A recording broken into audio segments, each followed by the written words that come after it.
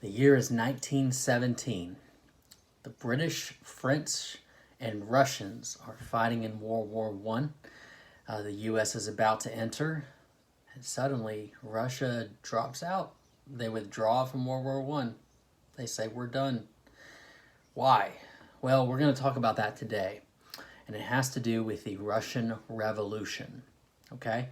We're going to take a deeper look into this and find out why they withdrew and what effect it had on Russia after that. What is the Russian Revolution? What effect did it have, and how does it affect our studies of World War One and specifically World War II going forward? The Russian Revolution took place in 1917 when the peasants and working class people of Russia revolted against the government of Tsar Nicholas II. Now, Tsar is spelled T-S-A-R. Okay? They were led by peasants and working class people who did the revolting, were led by Vladimir Lenin and a group of revolutionaries called Bolsheviks. B-O-L-S-H-E-V-I-K-S. The new communist government created the country of the Soviet Union. All right, let's take a step back. Before the revolution, Russia was ruled by a powerful monarch called the Tsar. The Tsar had total power in Russia. He commanded the army, owned much of the land, and even controlled the church. During the period of time before the Russian Revolution, life for the working class people and the peasants was very difficult. They worked for little pay, often went without food, and were exposed to dangerous working conditions. The aristocrat class treated the peasants like slaves, giving them few rights under the law and treating them almost like animals. A major event leading to the Russian Revolution took place on January 2nd in 1905. A large number of workers were marching to the Tsar's palace in order to present a petition for better working conditions. They were fired upon by soldiers, and many of them were killed or injured. This day is called Bloody Sunday. So they were going up to the Tsar to present a petition, which is a petition is like a request for something to be done. Several times, whenever someone's presenting a petition, they'll have a lot of signatures on it saying, yes, we want this to be done. But instead of getting their wishes answered, they were shot. They were fired upon by the soldiers. Many of those people were killed or wounded. Bloody Sunday is what it's called. Before Bloody Sunday, many peasants and working class people revered the Tsar and thought that he was on their side. They blamed their troubles on the government, not the Tsar. However, after the shootings, the Tsar was perceived as an enemy of the working class, and the desire for a revolution began to spread. Revolution being like an overthrowing. Something massive is about to change, about the way things are going on right now. All right, World War I is upon us. In 1914, World War I began, and Russia was at war with Germany. A huge Russian army was formed by working class and peasant men to join. Although the Russian army had great numbers, the soldiers were not equipped or trained to fight. Many of them were sent into battle without shoes, food, or even weapons. Can you imagine? I can't. That's ridiculous. Over the next 3 years, nearly 2 million Russian soldiers were killed in battle, and nearly another 5 million were wounded. The Russian people blamed the Tsar for entering the war and getting so many of their young men killed. So what we have on the side of the Russians is, why are we even in this war? Furthermore, why aren't we prepared for the war that we're in? The people of Russia first revolted in early 1917. Okay, so they've been in the war for a few years, and then they start to revolt. The revolution began when a number of workers decided to strike. Many of these workers got together during the strike to discuss politics. They began to riot. The Tsar, Nicholas II, ordered the army to suppress the riot. However, many of the soldiers refused to fire on the Russian people, and the army began to mutiny against the Tsar. The army began to turn against the Tsar. So the army is supposed to be working for the Tsar, and they're like, we don't want to shoot these people down. We're actually going to turn against you. Sounds like chaos is about to begin. After a few days of riots, the army turned against the Tsar. The Tsar was forced to give up his throne and a new government took over. Wow. The government was run by two political parties. The Petrograd Soviet, which is representing the workers and the soldiers, and the Provisional Government, which is representing the traditional government without the Tsar. So the Petrograd Soviet and the Provisional Government. Over the next several months, the two sides ruled Russia.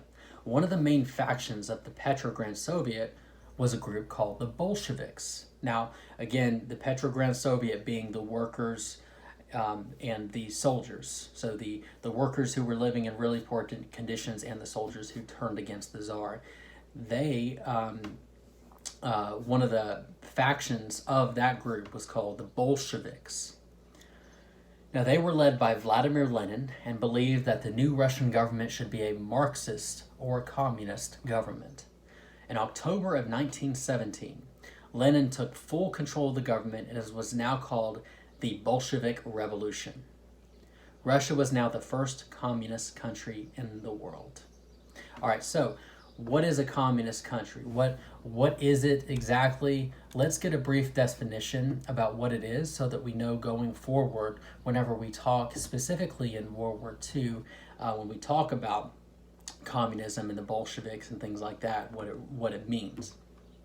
All right, so communism is a type of government and philosophy. Its goal is to form a society where everything is shared equally. All people are treated equally and there is little private ownership. In a communist government, the government owns and controls most everything, including property, means of production, education, transportation, and agriculture. Let's talk a little bit about the history. The history of communism, well, the symbol of communism is a red star with a hammer and a sickle. So whenever you see that, when we go in to talk about more history, you'll kind of know what that is. As far as the history goes, Karl Marx is considered the father of communism. Karl Marx was a German philosopher and economist who wrote about these ideas in a book called The Communist Manifesto in 1848. His communist theories have also become known as Marxism. So, Marx described 10 important aspects of a communist government. No private property, a single central bank, high income tax would rise significantly as you made more, all property rights would be confiscated, no inheritance rights, the government would own and control all communication and transportation, the government would own and control all education, the government would own and control all factories and agriculture. Farming and regional planning would be run by the government, and the government would tightly control labor. As you can see, there's a lot of control being going on through the government. This is something very, very different from what America is right now, where there's a lot of independence and there's a lot of freedoms and things like that you would not have in a communist society. All right, so now that we know basically what it is, let's talk about the results. Now these people, the Bolshevik Revolution, they took over the government. What happened? After the revolution, Russia exited World War I by signing a peace treaty with Germany called the Treaty of Brest-Litovsk. The new government took control of all industry and moved the Russian economy from a rural one, R-U-R-A-L, I can never say that word, to an industrial one. It also seized farmland from landowners and distributed it among the peasants. Women were given equal rights to those of men, and religion was banned from many aspects of society.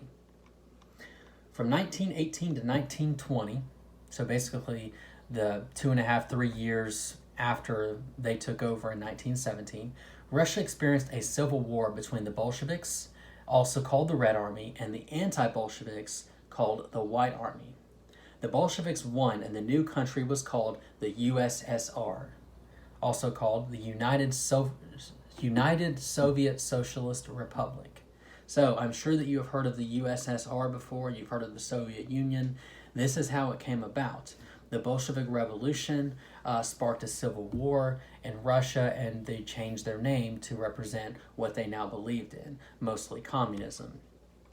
Now, the main leaders of the Bolsheviks, and this is just kind of from now going forward, were Vladimir Lenin, Joseph Stalin, and Leon Trotsky. After Lenin died in 1924, Stalin consolidated power and forced Trotsky out. Now, we'll learn more about Joseph Stalin as we talk about World War II, but he was a part of this USSR. So the actual results of this communist state, this communist government that was born here, here's what really took place whenever this new ideal started to make itself known. The actual results of communist governments have been nothing like the theories of Marxism. The low-class people that were supposed to be helped by Marxism were treated horribly by the leaders of the government. The Soviet Union leader Joseph Stalin had over 40 million people murdered for the good of the state.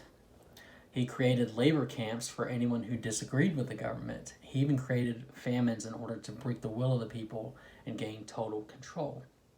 Very much so like trying to control the will of the people and make them believe things that the government does or want to do things the government wants to do.